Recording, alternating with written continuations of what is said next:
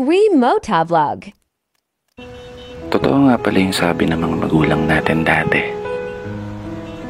Mahirap kumita ng pera. Kaya naman, lagi nilang paalala, anak, mag-aral ka ng mabuti. Dahil yan lang ang sandata na maaari naming maipamana sa'yo. Isang sandata na magagamit mo sa mga panahong wala na kami sa tabi mo.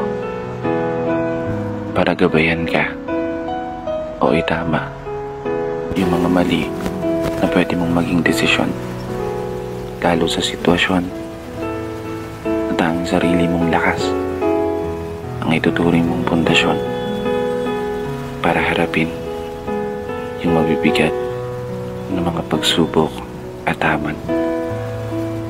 Tama talaga kayo.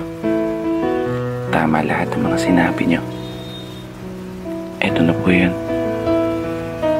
Ako, laban sa mundo. Ako, para sa pangarap ko. Di ko may tatanggi. Minsan ko na rin hiniling ang mabilis na paglaki. Dahilan para ang inyong mga pamana at paalala ay nagawa akong may santabi. Aminadong nakagawa rin ng mga pagkakamali. Mga pagkakataong hindi na sana nasayang kung natutunan kong humindi. Mga daan na pinili kong lakaran kahit salungat sa kakayahan ng mga binti. Kaya heto yung anak niyo. Patuloy na nagbabawi. Patuloy na nagpapakasakali na sana pumabor ang kapalaran habang dala-dala ang inyong mga pangaral. Isang pamana na bitbit ko sa araw-araw.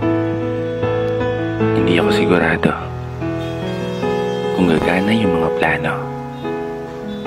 Ang tanging alam ko lang, magagawa ko itong may panalo.